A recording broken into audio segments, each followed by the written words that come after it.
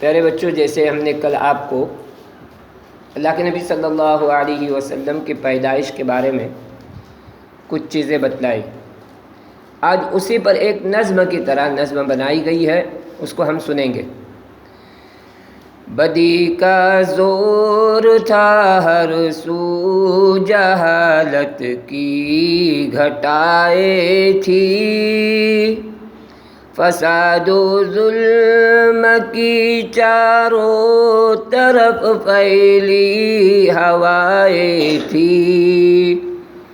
خدا کے حکم سے ناآشنا مکہ کی بستی تھی، گناہ و جرم سے چاروں طرف وحشت برستی تھی،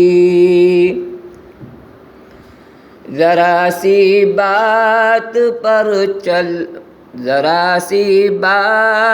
پر تلوار چل جاتی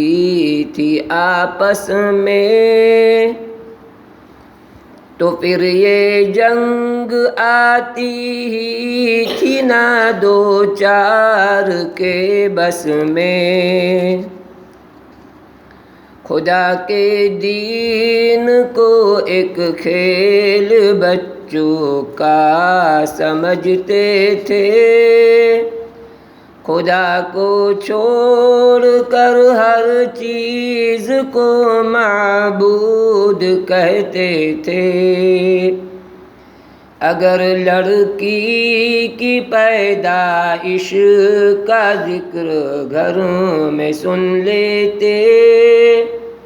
تو اس معصوم کو زندہ زمین میں دفن کر دیتے، وہ خود اپنے ہی ہاتھوں سے پتھروں کے بت بناتے تھے، انہی کے سامنے جھکتے انہی کے گیت گاتے تھے، کسی کا نام عزیٰ تھا کسی کو لات کہتے تھے، ہبل نامی بڑے بت کو بتوں کا باپ کہتے تھے، غرض جو بھی برائی تھی سب ان میں پائی جاتی تھی، نہ تھی شرم و حیا آنکھوں میں، گھر گھر بے حیائی تھی، مگر اللہ نے ان پر جب اپنا رحم فرمایا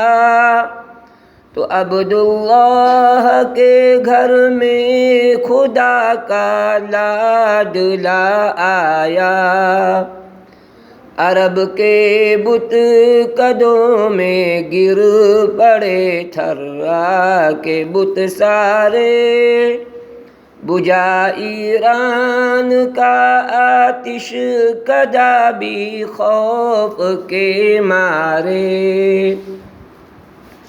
عرب کے لوگ اس بچے کا جب اعزاز کرتے تھے تو عبد المطلب اپنی قسمت پہ ناز کرتے تھے،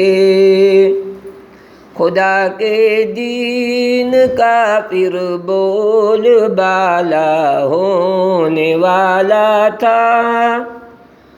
محمد سے جہاں میں پھر اجالا ہونے والا تھا، صلی اللہ علیہ وسلم۔ اللہم صلی علی سیدنا محمد وعلی آل سیدنا محمد وبارک وسلم۔ اس طرح کی ایک نظم بنائی گئی ہے جو کل میں نے واقعہ آپ کو بتلایا تھا، اللہ کے نبی صلی اللہ علیہ وسلم کے پیدا ہونے سے پہلے مکہ کے کیا حالات تھے، اس پر ایک نظم بنائی ہے، اس کو غور سے سننا بھی ہے، اور ان باتوں پر جو جہالت والی باتیں ہیں اس سے بچنے کی کوشش کرنا ہے، اور نیک باتوں کو اپنی زندگی میں لانے کی فکر کرنا ہے۔